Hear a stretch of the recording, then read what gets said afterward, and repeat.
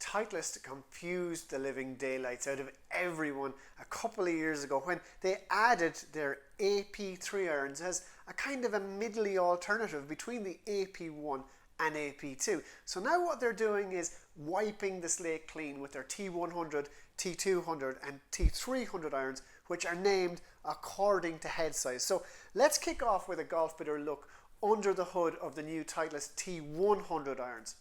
So first of all, let's get that naming clear. These T100 irons are the ones with the smallest heads, the one that loads of tour players will be using, you know, the one that look like blades but perform like cavity backs, or the ones inspired by feedback from Spieth and the lads. Now, for the sake of simplicity, I'm not going to go too in-depth about comparison here, and you probably won't see this in any of the blur, but this Titleist T100 iron is very similar to the 718 AP2 iron and is its natural successor. The head sizes are fairly similar, but in the T100 irons, the top line is thinned out a little and the offset is a little bit less. And that tour feedback also sees the T100s having a narrower, more cambered sole with a blended pre-worn leading edge, which they say helps speed the club through the turf at impact. Again, it's all geared towards the modern, better player who wants small but significant improvements in a really compact head. Now, the T100 head sizes, they're progressive.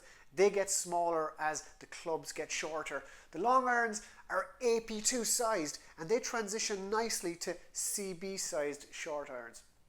Now, aside from the aesthetics, the tech in the new T100 irons includes an incredibly thin and strong face made from SUP10, that's Japanese spring steel, and that's combined with an average of 66 grams of tungsten forged into the heel and the toe of the 3 to 7 irons to stabilise the club head during the strike. Now, the short irons, well, they're classic cavity backs, and there's a nice touch of having the loft stamped onto the pitching wedge, kind of to help you gap your Vokey wedges after accordingly.